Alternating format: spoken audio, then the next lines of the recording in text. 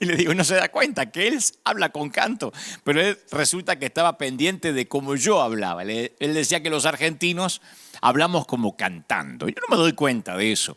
De hecho que en el arte de la oratoria y la dialéctica me he tenido que hacer más neutro para hablar, ¿no? Reemplazar algunas palabras que son muy argentinas y cambiarlas por otras para que todo el mundo entienda. Pero el acento no se va, el acento lo tenemos.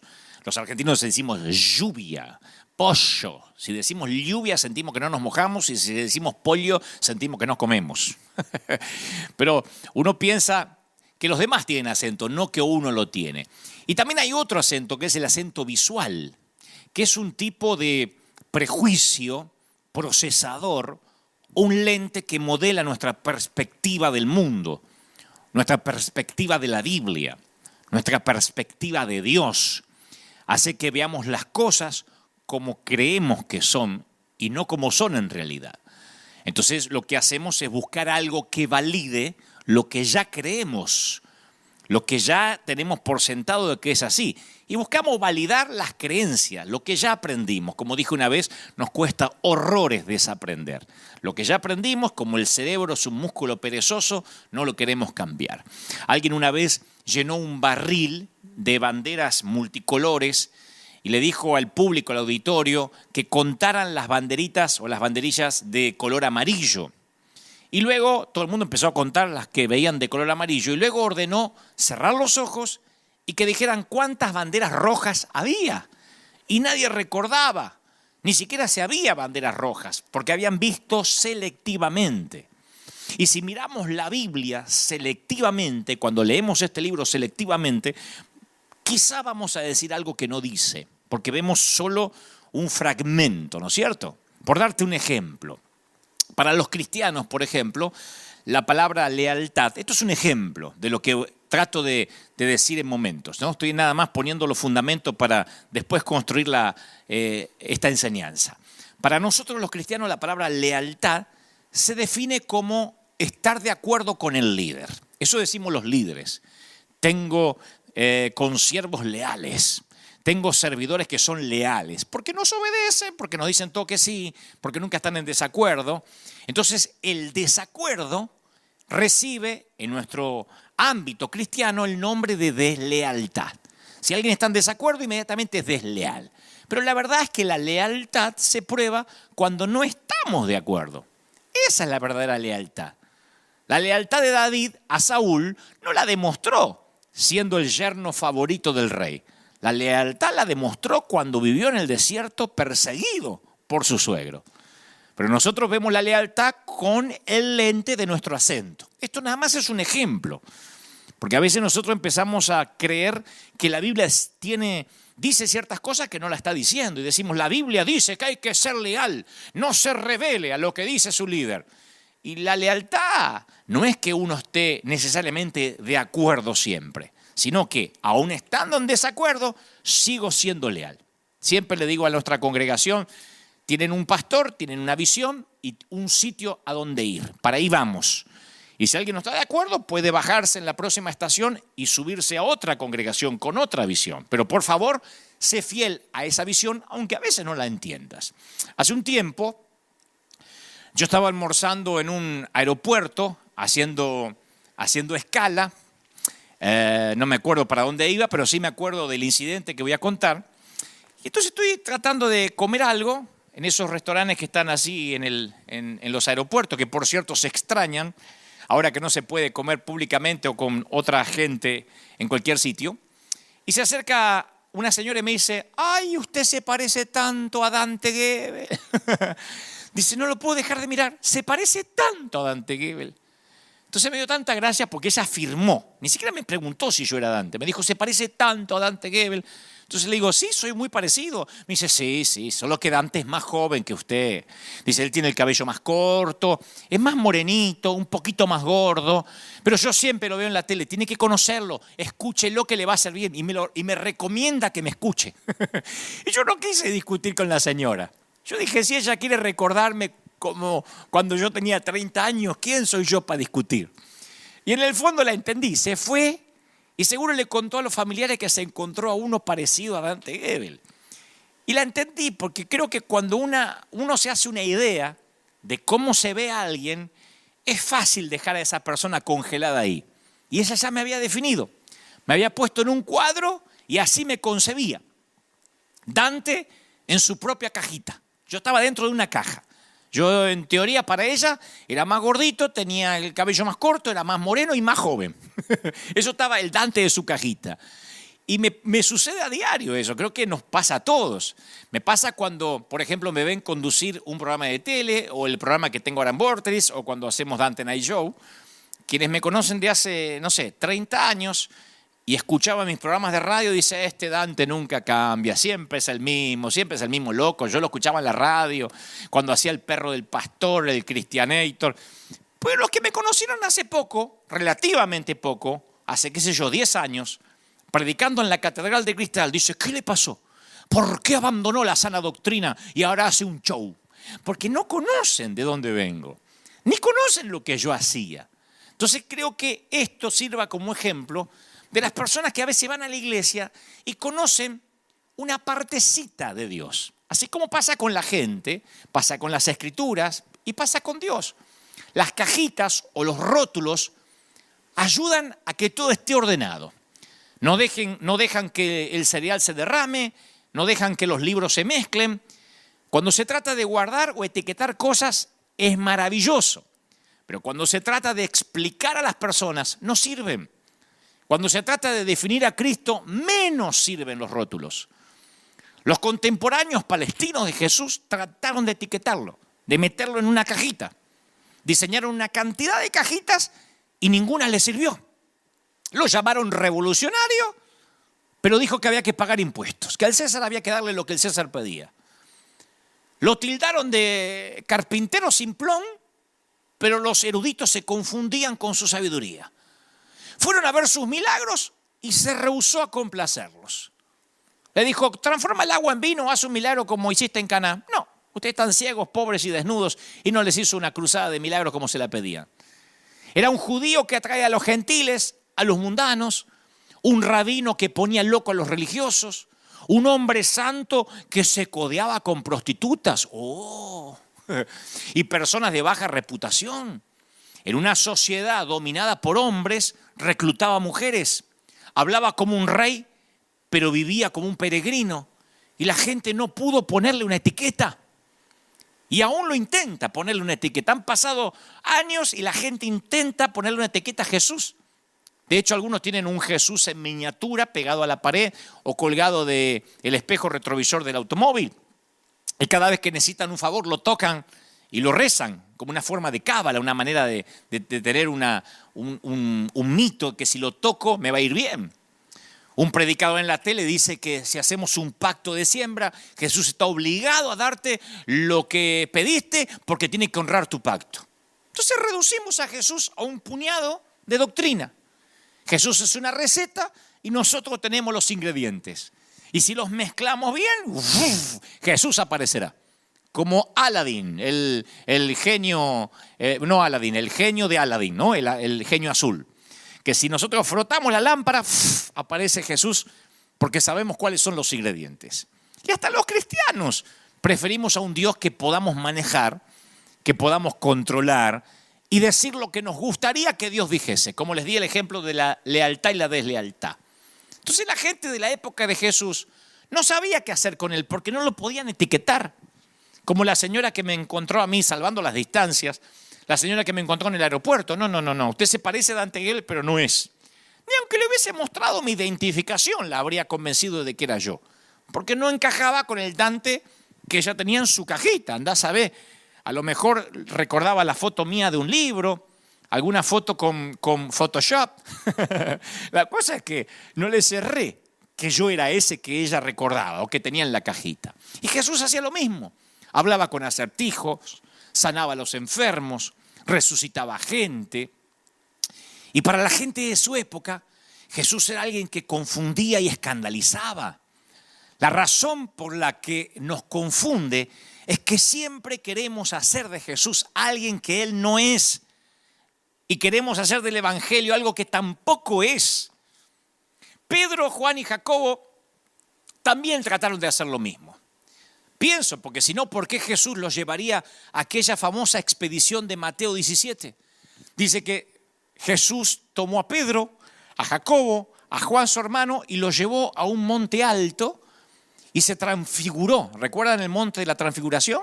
El episodio de la transfiguración. Se transfiguró delante de ellos, resplandeció su rostro como el sol y sus vestidos, dice la palabra, se hicieron blanco como la luz.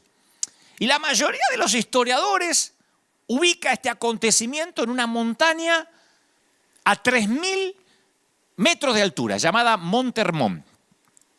Y ese gigantesco pico coronado de nieve era el lugar perfecto para el retiro de Cristo, con Pedro, Jacobo y Juan.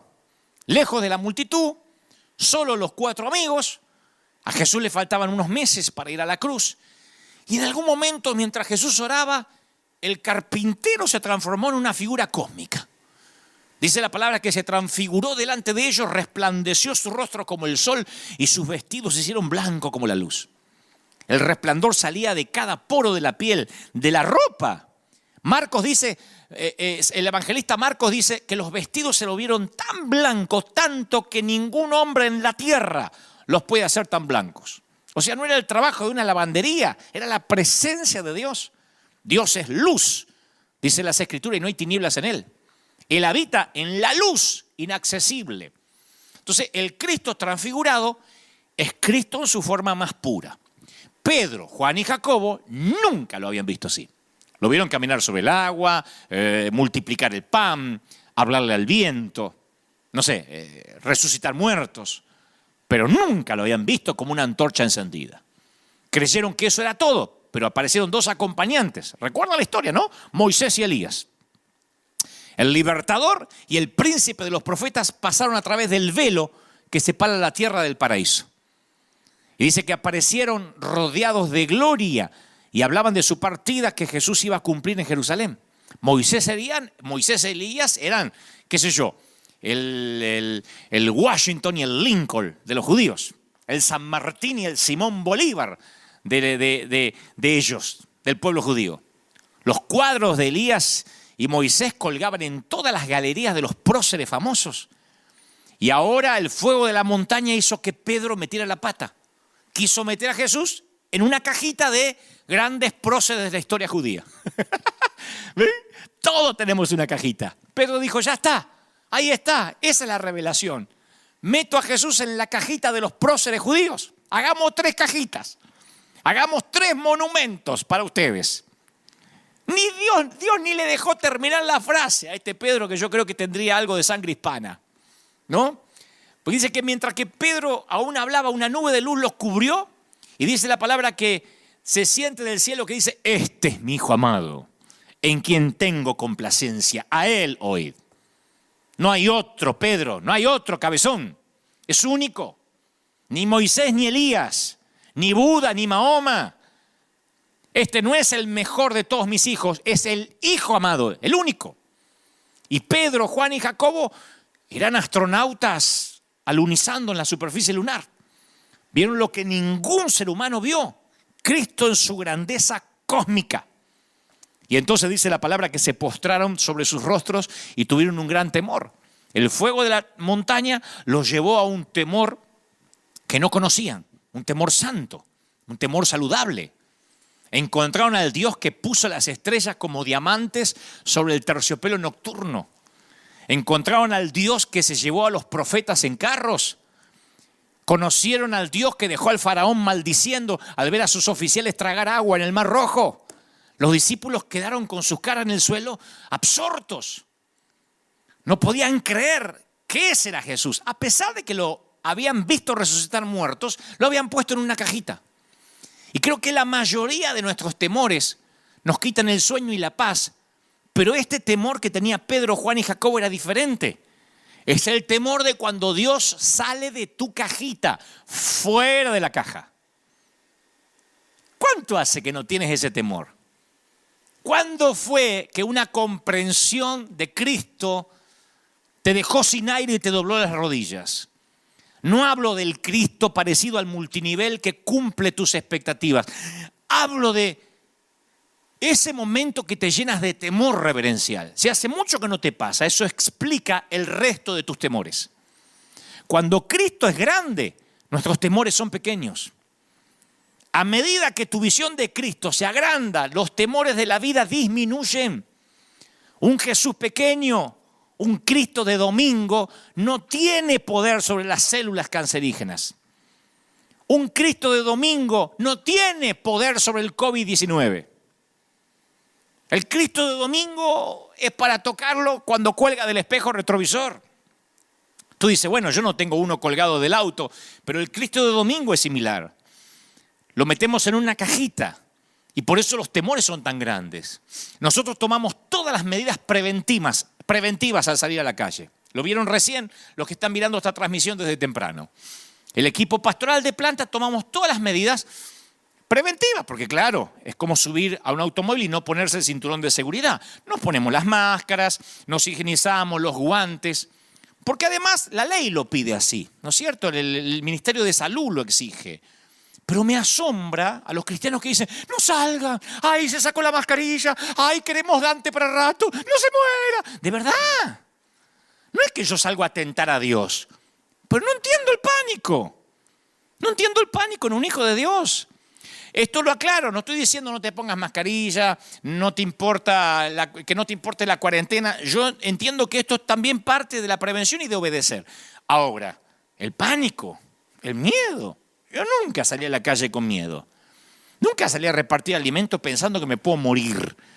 No, es que un Cristo de domingo no tiene poder sobre el COVID-19, ni sobre los colapsos financieros, ni sobre las calamidades familiares. Un Jesús de cajita es portátil. Cabe en una cartera, cabe en un estante, pero no hace nada por tus temores. Y Jesús vio a la cajita a la cual lo habían confinado los discípulos. Y él vio el futuro que le esperaba a sus muchachos. Él vio las persecuciones de Nerón, las prisiones de Roma, las demandas de la iglesia. Y supo que una versión del tamaño de una cajita no les iba a servir.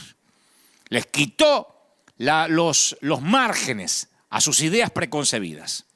Y todos los temores se derritieron en Pedro, Juan y Jacobo, que después iban a contar el testimonio, se derritieron como cubitos de hielo en el verano. Dirían como David, Jesús es mi luz y mi salvación. ¿De quién voy a temer? No es que Dios cambie, nosotros cambiamos al ver más de Él.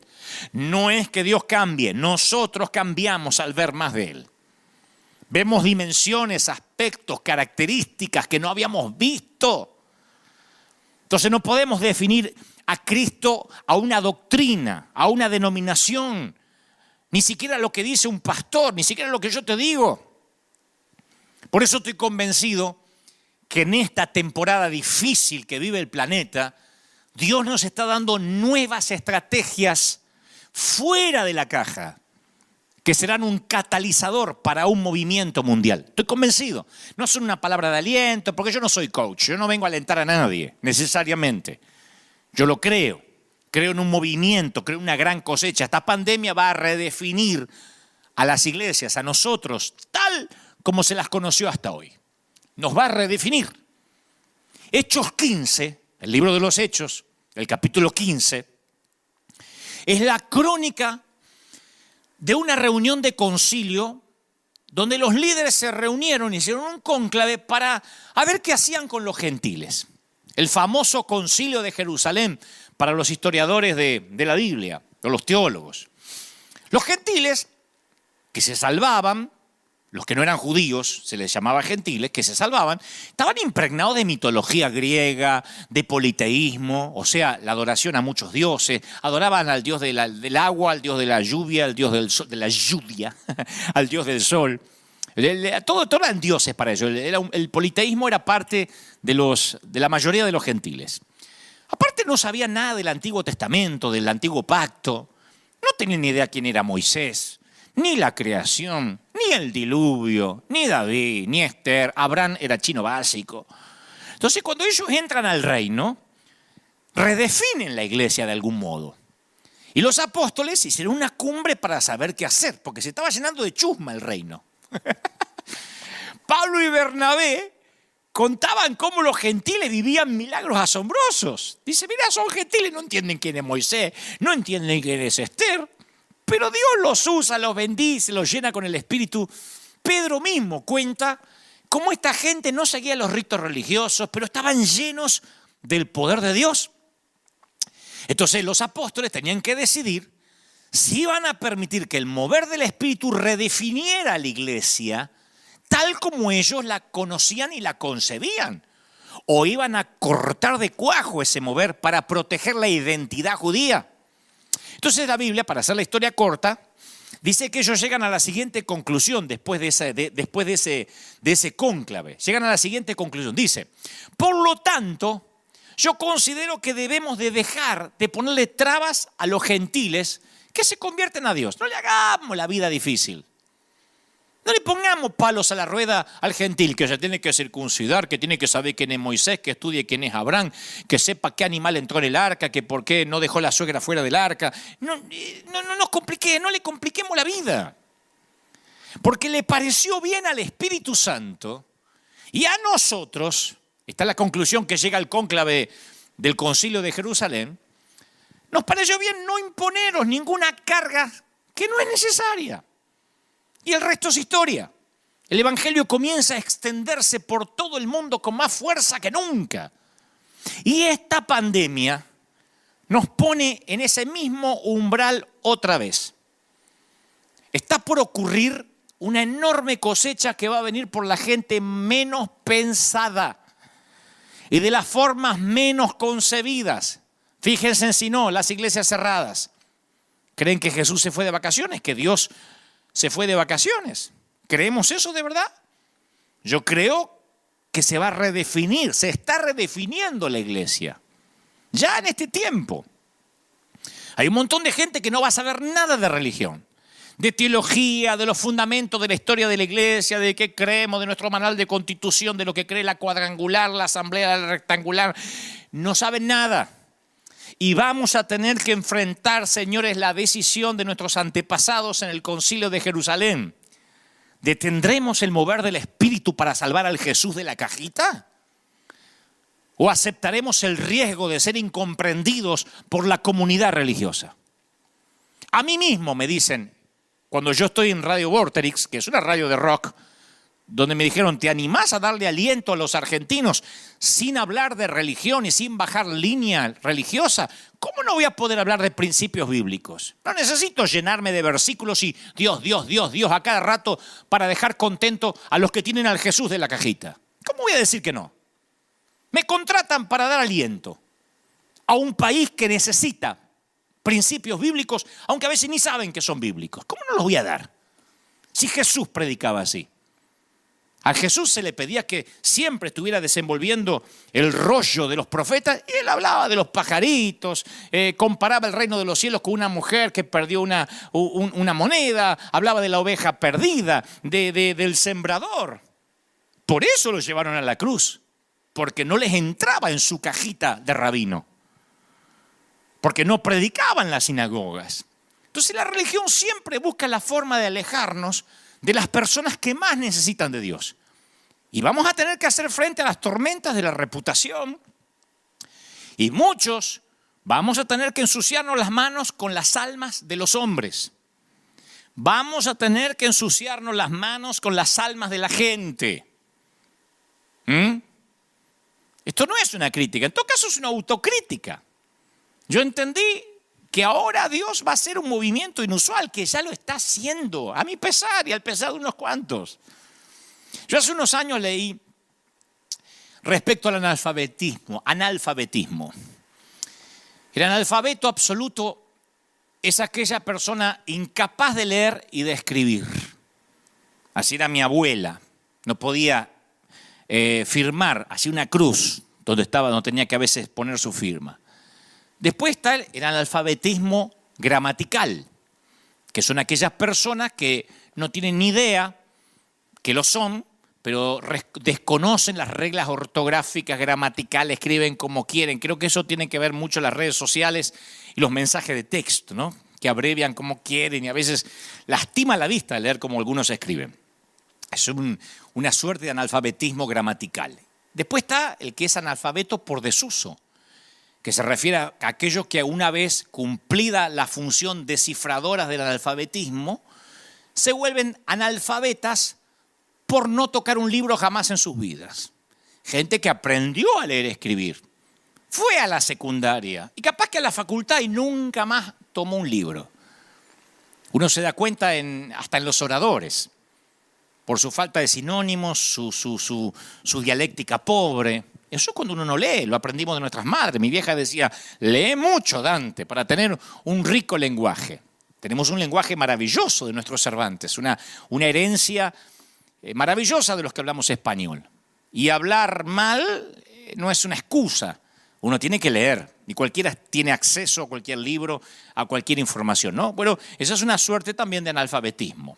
Y después está el analfabetismo tecnológico, que se refiere a la incapacidad de utilizar las tecnologías. Ahí ya algunos estamos metidos ahí, ¿no? Que no entendemos mucho los controles remotos ni las aplicaciones y nos tenemos que rodear de gente más inteligente que nosotros para esas cuestiones. Y después está el que es analfabeto espiritual, que son las personas que no leen la Biblia por sí mismos y si la leen no la disciernen y si tratan de pensar en algo de las Escrituras repiten algo que escucharon del pastor, del cura o del rabino. Y esa suerte de analfabetismo ha llegado a nuestro pueblo cristiano de una manera alarmante. Yo hablé de esto muchas veces, aún en las giras que hacía por el mundo. El libro de Hebreos nos muestra que está dirigido a creyentes que ya han sido bastante enseñados en las verdades bíblicas. Y aquellos que leían la carta de los Hebreos ya habían escuchado prédicas poderosas de ministros ungidos y todas las enseñanzas sólidas se encuentran en los primeros 4 capítulos de Hebreos. Así que eso nos da el contexto de que cuando el escritor a los Hebreos va a decir lo que ahora te voy a decir, no le estaba hablando a recién convertiditos. En el capítulo 5, después de 4 enseñanzas sólidas, en los capítulos anteriores, el escritor se dirige a aquellos que estaban reunidos y le dicen, se hicieron tardos para oír, debiendo ser ya maestros. ¿Se acuerdan? Después de tanto tiempo tienen necesidad de que se les enseñen cuáles son los primeros rudimentos de la palabra de Dios, los primeros palotes. Tienen necesidad de leche y no de alimento sólido. Multitudes en la iglesia hemos sido enseñados con verdades bíblicas y experimentamos sermones, pero a veces, la mayoría de las veces fue espiritualidad prestada. La crisis me parece a mí más seria que actualmente estamos viviendo como pueblo cristiano y en esta pandemia se empieza a notar, es la crisis de desarrollo. Esa crisis delata que la mayoría de los miembros de nuestras iglesias, algunos son inmaduros, no sé si la mayoría, pero una gran minoría, vamos a decir, aunque parece un oxímoron, ¿no? Una gran minoría, o que no han crecido lo suficiente.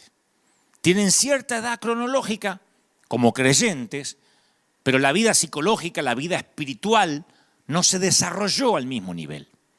Un padre se preocuparía si su hijo no crece normalmente y su cuerpo se desfigura de manera grotesca por falta de crecimiento. Yo pienso que Dios siente lo mismo al ver a algunos creyentes que después de 20 años, 30 años, siguen en sus cunas tomando el biberón. Es una imagen grotesca. Se proyecta una imagen grotesca porque el alimento sólido les provoca indigestión. Y su condición no se debe a una mala formación genética, pobrecito, sino a su desprecio, según las Escrituras, por lo que Dios puso a su alcance para su normal desarrollo. Entonces, ¿el diagnóstico cuál es? Raquitismo espiritual. ¿Y qué significa? Estoy haciendo esta suerte de introducción a lo que ahora sigue. ¿Qué significa el raquitismo espiritual? Bueno, literalmente, una de las cosas la dice el escritor a los Hebreos, la incapacidad en el entendimiento. Dice, después de todas estas enseñanzas, cabezones, continúan siendo tardos para oír. Yo siempre me sorprendía cuando los colegas, los pastores me decían, antes de que yo estuviera al timón de River, me decían, el día que en la iglesia no hables de diezmo y ofrendas, la gente deja de dar. Yo conozco pastores que dicen, en el servicio del domingo tengo que hacer 2 prédicas. La prédica regular y una prédica para la ofrenda, si no la gente deja de ofrendar. ¿No se supone que si uno siembra y cosecha, uno lo aprende para siempre? A mí me enseñaron una vez a bañarme. Me enseñaron una vez lo que tenía que hacer cuando iba al baño. O sea, si me lo tienen que enseñar a los 20, a los 30, a los 40, es obvio que tengo un problema para comprender. Pastores me han dicho, si a la gente no se le dice que lleguen temprano, todos los domingos empiezan a llegar tarde. ¿De verdad? ¿No es algo que se tiene que aprender? La puntualidad y la excelencia agrada a Dios. Pero el escritor de los Hebreos dice, no, tardos para oír. Debiendo ser maestros, hay que decirles todo otra vez. Dígale al que está a su lado, repita conmigo, cuánto están contentos. Dígale a 3 hermanos a su lado, ahora dígale que está al costado. ¿De verdad? Hace falta todo ese método didáctico, pedagógico casi, para que entendamos. Con 10, 20, 30 años de cristianos. El escritor de los Hebreos dice la incapacidad en la toma de decisiones. Nos dimos cuenta de que hay gente que no da pasos en fe, no se casan, tienen miedo a contraer una relación. Están enamorados, pero tienen miedo, están esperando 4 confirmaciones divinas. No emprenden nada por sí mismos, son líder dependientes o pastor dependientes. El maduro siempre está buscando cómo dar de sus recursos, de su vida, de su tiempo. Hay gente, yo ni siquiera me tengo que pedir, por favor, siembren. La gente no deja de llamarnos porque el creyente maduro dice, tengo que ayudar a este hombre a que siga adelante con el ministerio, con lo que está haciendo. Son maduros, que saben que hay que dar. El inmaduro siempre necesita que se le esté dando, que le expliquen en qué testamento aparece el diezmo, a ver si me lo puedo zafar. El maduro sigue la verdad. El inmaduro es llevado por cualquier ola de doctrina, de enseñanza, siempre está confundido. Vi un videíto en YouTube que dicen que fulano es el anticristo y siempre está confundido, porque en vez de leer la Biblia mira videos editados en YouTube.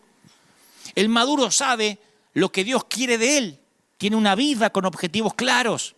Y el inmaduro siempre está buscando en qué banquina va a quedar, en qué vereda va a quedar. El maduro es una persona con una espiritualidad que crece, busca a Dios, estudia diariamente las Escrituras. Cada vez más entiende cómo crecer hacia una espiritualidad adulta. El inmaduro no crece. Vive una vida de carnalidad, de chuleta, como dice un amigo. Lee un versiculito, hace bibliomancia, a ver qué me sale. Como si fuera las galletitas de esas casas chinas o el horóscopo. Un versiculito, un salmito, a ver qué me dice el salmo. El maduro es adulto en sus decisiones, influye en otros. Y el inmaduro no influye en nadie, si tiene influencias negativas. Entonces, ¿cuál es el diagnóstico? No está creciendo, no están creciendo. Pero lo que a mí me preocupa, lo que a mí me aterra, el síntoma fundamental es la incapacidad de transferir vida. Cuando uno toma leche, si es un niño, tus órganos no pueden reproducir.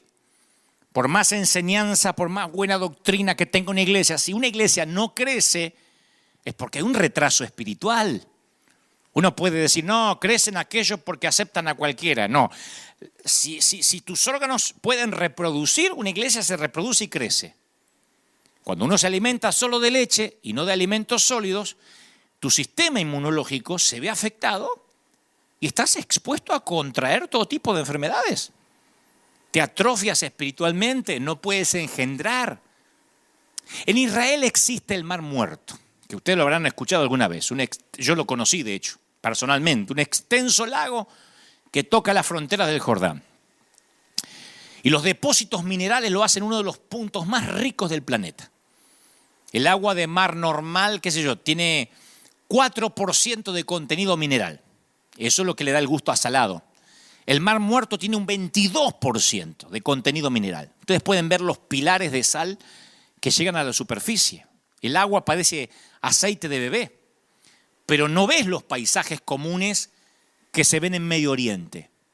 No hay aldeas de pescadores, redes para pescar, aldeanos vendiendo pescado, gaviotas revoloteando. No, el Mar Muerto es rico, abundante, pero no tiene vida.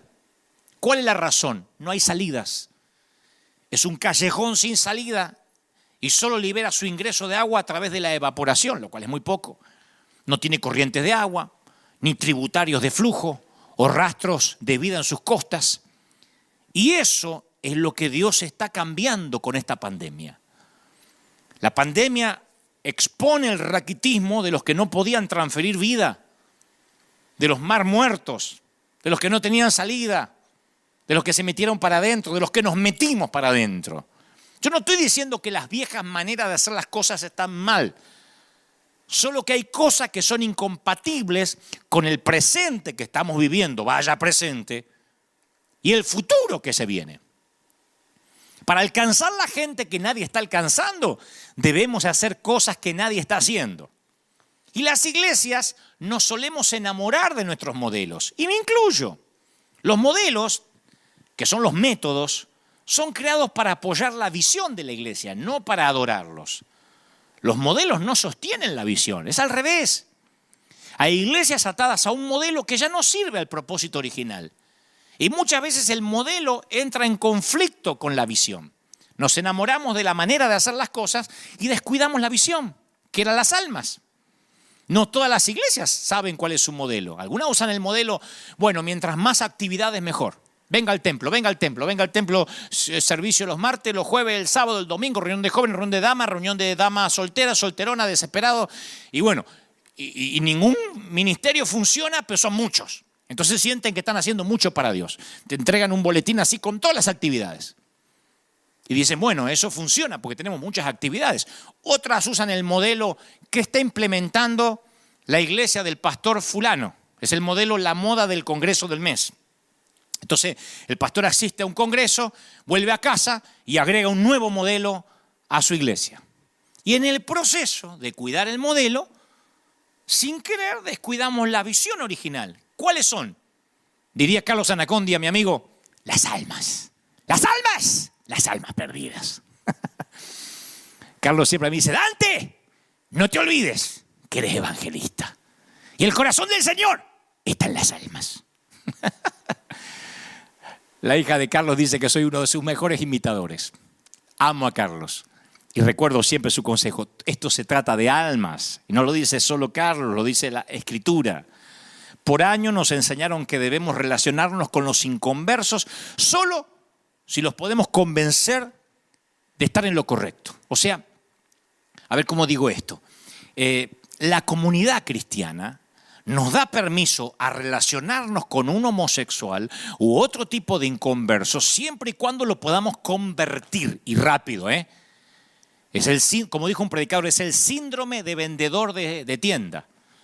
¿Vieron cuando entra a una tienda de ropa o algo así y se acerca y dice, buscaba algo, señor, lo puedo ayudar? No es tu amigo, te quiere vender algo. El que te dice, ¿le puedo ayudar en algo? Te quiere vender. Y uno dice, no, estoy mirando, hasta nos molestamos a veces. Estoy mirando. Al rato viene otro y dice, ¿lo puedo ayudar? No necesito ayuda para mirar, tengo los ojos desde que nací.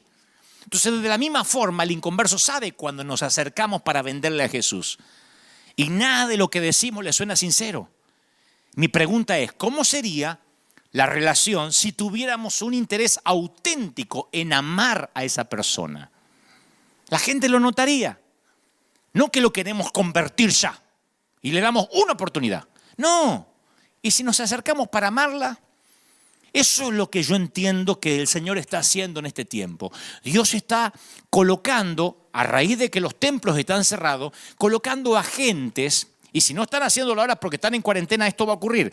Agentes en forma estratégica en los rincones más oscuros de la sociedad. El reino de los cielos, lo describió Jesús, es como la levadura que una mujer tomó y mezcló en una gran cantidad de harina hasta que fermentó, leudó, permeó la masa. Mateo 13:33. Nosotros somos sus agentes secretos. Disfrazados de médicos, me consta de enfermeros, que vaya que son héroes actuales, cristianos que tienen que hacer oraciones de entrega en el minuto final en que esas almas parten a la eternidad, además de luchar con el coronavirus. Ahí están, luchando, peleando en la trinchera, amas de casa, programadores de computación, maestros de escuela, gerentes.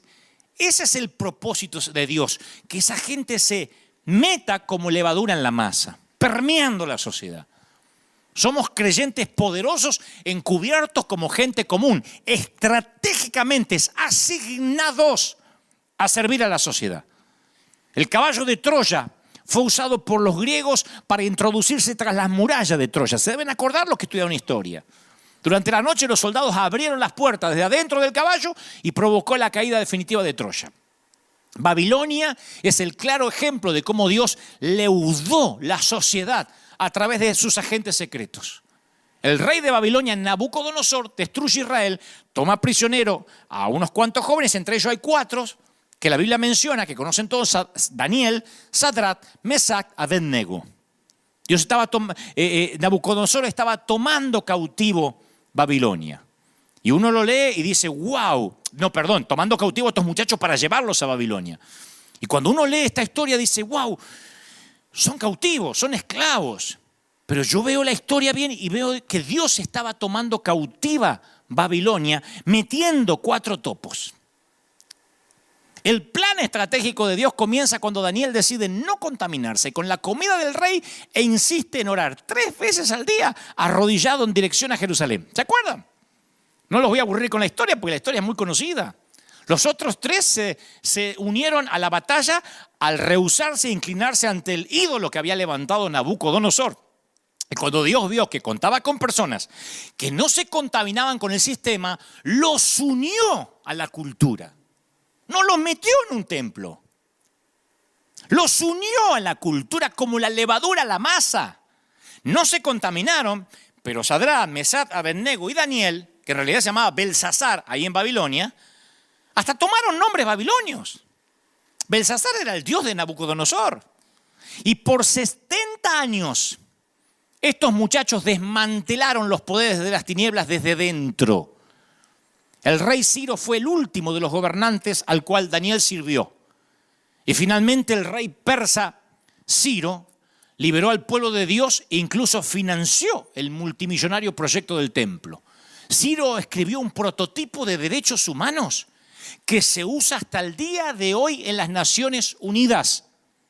Miles de millones de personas le deben la libertad a Ciro, un rey que estaba aconsejado por Daniel, un tipo que no estaba raquítico espiritual ni se ocultaba. Y durante los 21 días de ayuno de Daniel estaba gobernando Ciro. Ahí lo dicen las Escrituras. Entonces, una transformación que requiere asimilación, no solo consumo. Así como algunos son intolerantes a la lactosa, muchos son intolerantes al evangelio y crea una reacción negativa. Como dije hace un par de domingos, algunos escucharon tanta religión que se les hizo un anticuerpo. Conozco gente que está inmunizada contra el evangelio. Y nosotros le estamos debiendo al mundo un encuentro real con Dios.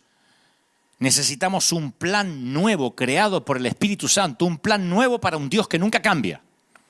Digo, para los que tienen urticaria a lo nuevo. Le estamos debiendo al mundo la manifestación de los hijos de Dios. Por eso yo, cada día que se extiende la cuarentena, me pregunto si acaso Dios no está planificando esto para que esto que está pasando ahora ocurra.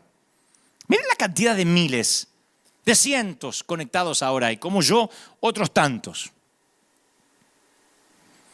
Alguna vez Dios nos mostró, y yo se lo comenté a la congregación local, que el estanque de Betesda que relatan los evangelios representa a dónde ha estado la iglesia hasta hoy. Y el río de Ezequiel representa este nuevo tiempo que se viene ahora, incluso cuando esta pandemia termine.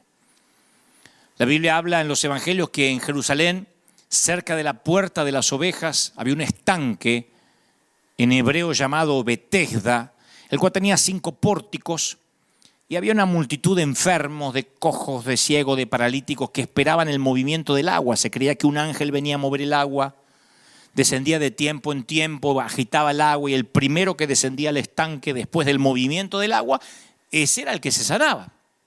La historia está en Juan 5:2.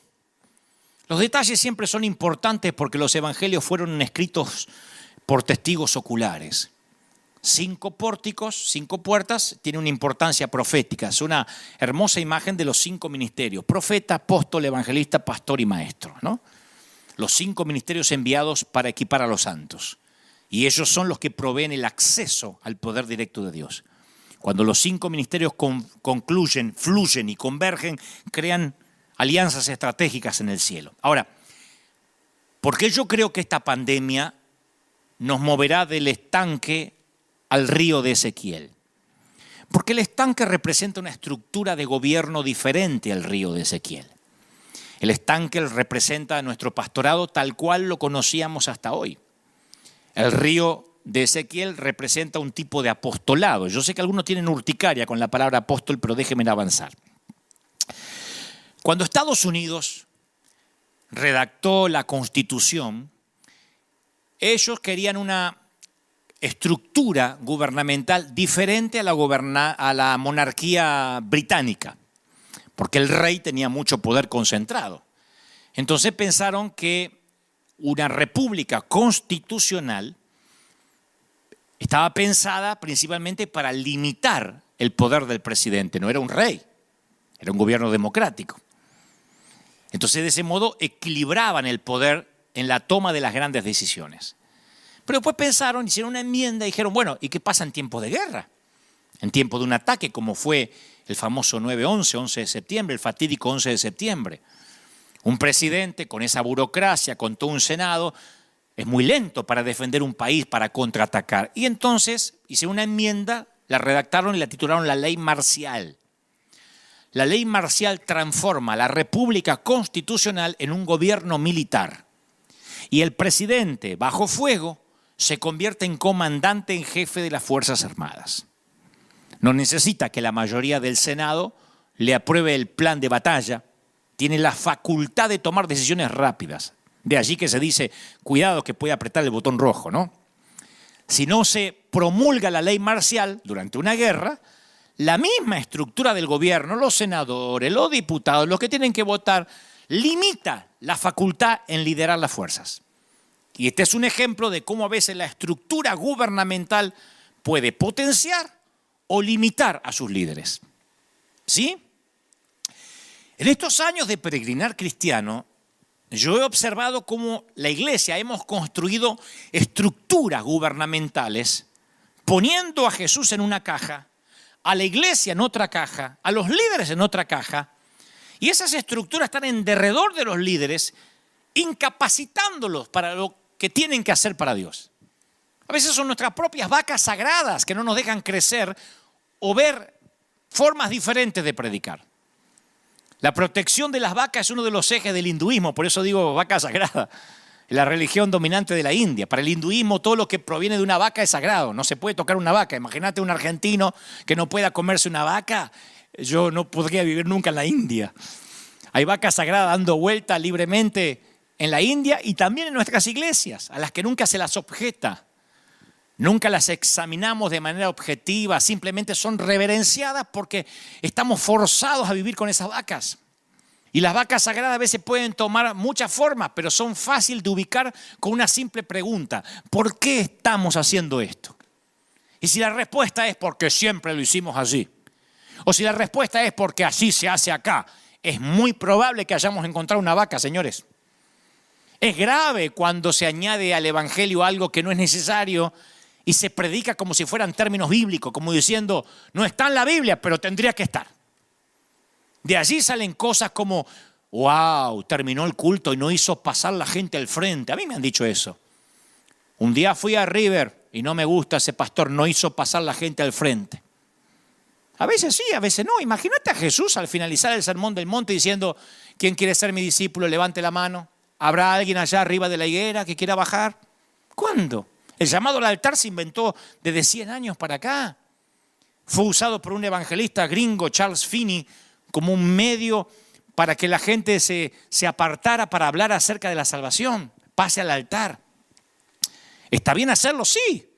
Pero tampoco está mal si alguien no hace llamado al altar. Es una vaca sagrada. O la oración de entrega. A mí me han dicho, terminaste de predicar y no hiciste la oración de entrega. Se perdieron. ¿Se imaginan una escena donde Jesús guía a sus discípulos a una oración de entrega? Dios prefiere ver un solo convertido verdadero que un océano lleno de decisiones de gente convencida. ¿O cuántas veces hemos escuchado? Yo mismo he predicado así en mis primeros pasos, cuando decía, dale a Jesús una oportunidad. Fíjate vos, le decíamos a la gente que le den una oportunidad a Jesús, como diciendo, Prueba este shampoo que no se te cae el cabello. Interpretando mal lo que Apocalipsis 3:20 dice, yo estoy a la puerta y llamo. ¿Cuántos evangelistas usamos ese versículo para pintar un cuadro patético de Jesús? Jesús muerto de frío, ábrame, que me estoy mojando. Ábrame la puerta del corazón, el picaporte está de adentro, me tengo frío. No, las palabras en el Apocalipsis no son para los perdidos, son para la iglesia de la Odisea. Jesús está fuera de su propia iglesia llamando para que lo dejen entrar a Él. Por eso dice, el que tenga oído, oiga lo que el Espíritu dice a las iglesias. Jesús no está fuera llamando para entrar. Ellos están fuera de su reino. Y ellos pueden estar tocando toda la noche como las 5 vírgenes insensatas que no tenían aceite y que Jesús nunca las dejará entrar porque no cumplen los requisitos de un corazón arrepentido y precavido. O el seguimiento a los nuevos. A mí me han dicho siempre, y ahora que la iglesia está cerrada, ¿cómo seguimos a la gente? Perdimos el control de la gente, me dijo el otro día alguien. Perdimos el seguimiento, hay que llamar por teléfono para que la gente no se pierda. Yo voy a la vida de Jesús y me asombro que Él no tenía ningún programa de seguimiento. Este modelo de iglesia de pandemia con templos cerrados era el modelo de Jesús. Si no, Él se hubiese atrincherado en una sinagoga y hubiese dicho, vengan, acá estoy, 5 servicios diarios. Él acostumbraba a la gente a seguirle a Él, los llamaba para que lo sigan a Él. Nunca fue de puerta en puerta buscando al tipo que sanó la semana pasada para compartir otra parábola con Él. Él siempre tenía la actitud, si quieren vida, tendrán que venir y seguirme. Nunca dijo, Pedro, ¿le tomaste el celular al joven rico? Me parece que se fue ofendido. Hay que llamarlo lunes, miércoles, jueves, llegarle con una Biblia de regalos. Nunca. Yo no estoy diciendo que seguir, hacer un plan de consolidación esté mal. No me malinterpreten. Lo que digo es que cuando algo se transforma en tradición y si no lo haces está fuera de la doctrina y te niegan el cielo, es porque estamos amarrados a una vaca sagrada. Ni siquiera es importante que tengas una Biblia, sino que la pongas por obra.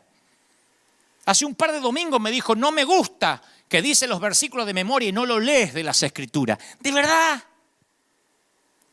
De verdad tengo que decir capítulo 4, versículo 5, página 727 de la Reina Valera para ser más espiritual. ¿Cuántos gobernantes juran con la mano encima de la Biblia y después hacen lo que quieren? Son corruptos, como si la Biblia no hubiese significado nada. La Biblia en sí misma no tiene ningún poder, hasta tanto la ponga por obra y la obedezca. Por eso tenemos que entender esta temporada.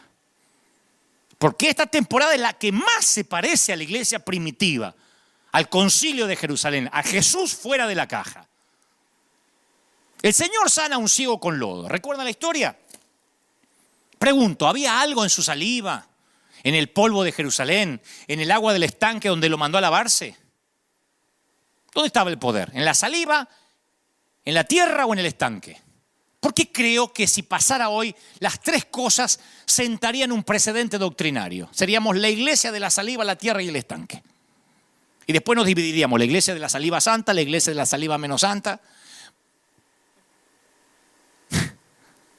¿Por qué Naamán tenía que zambullirse 7 veces?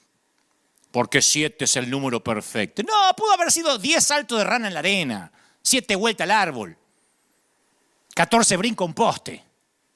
El gran tema era tratar con su orgullo, su obediencia, su fe, su persistencia, su carácter. El hombre es una criatura con costumbres que se aferra, nos aferramos a las tradiciones. Por eso es muy importante entender, líderes, saber esto. ¿En qué época, en qué temporada estamos liderando?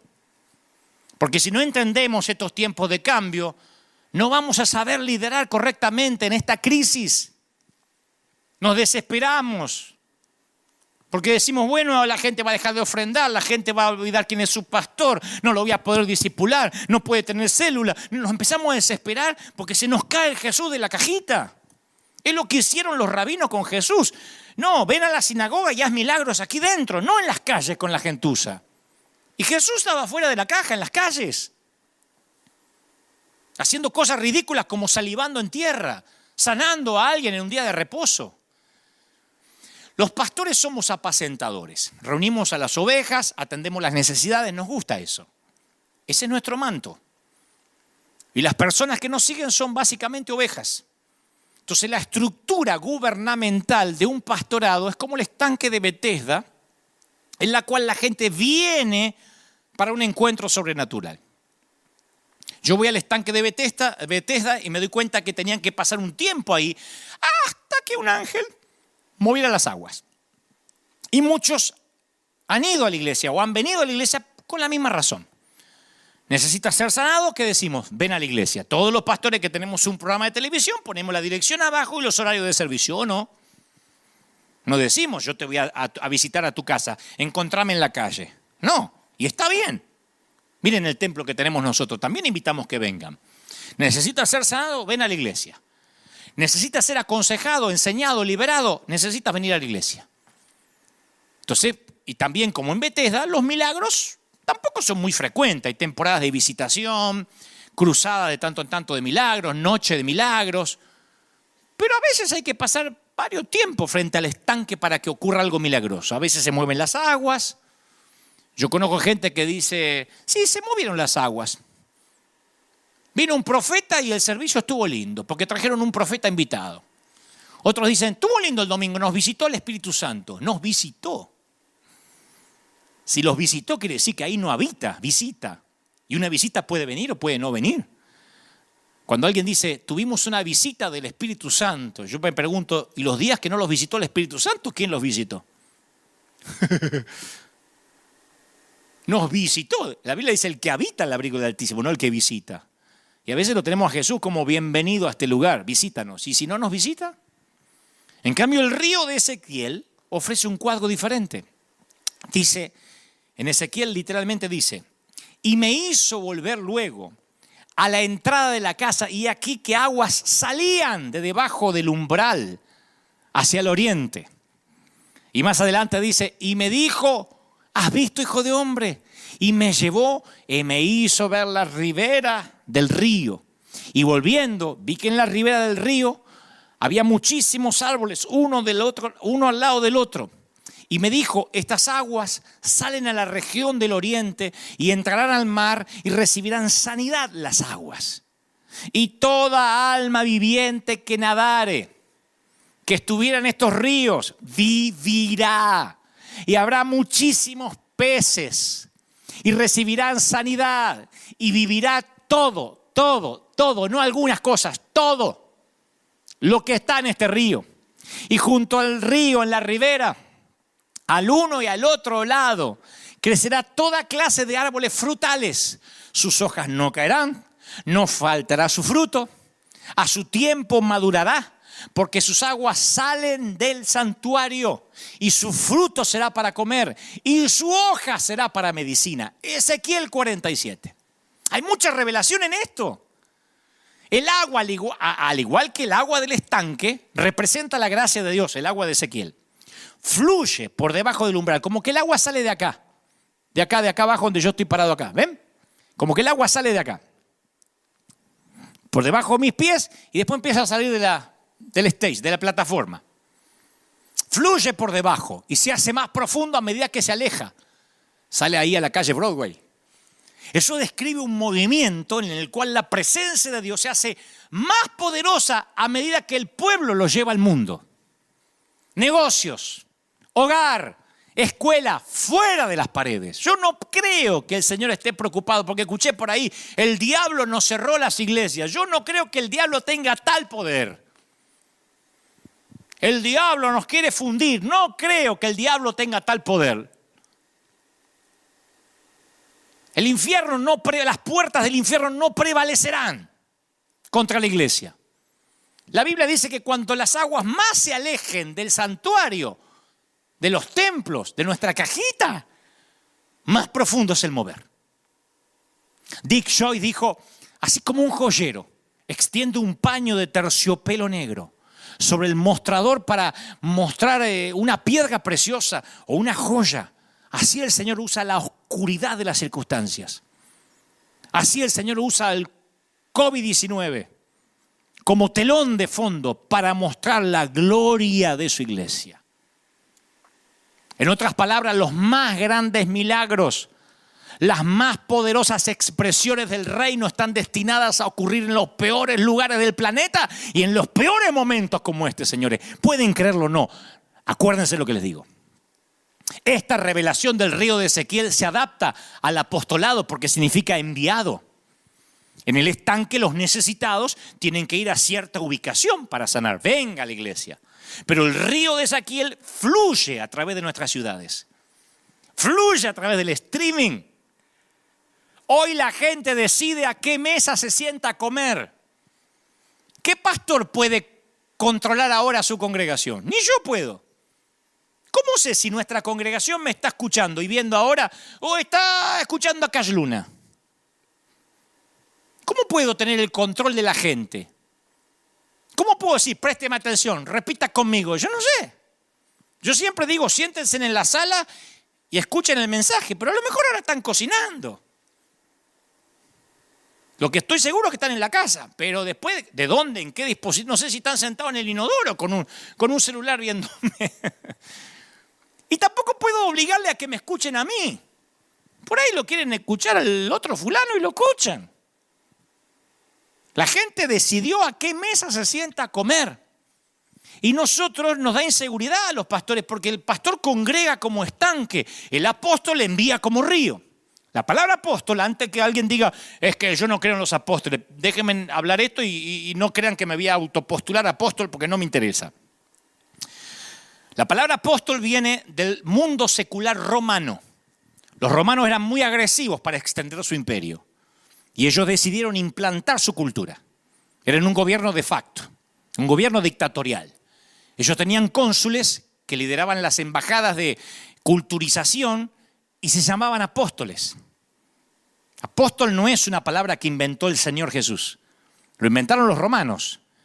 Y cuando Jesús promovió a los suyos para que entendieran cuál era el trabajo que iban a hacer, no los llamó patriarcas, ni sacerdotes, ni rabinos, porque hubiesen pensado, si él le decía, ustedes serán mis rabinos, hubiesen pensado que se tenían que esconder en una sinagoga.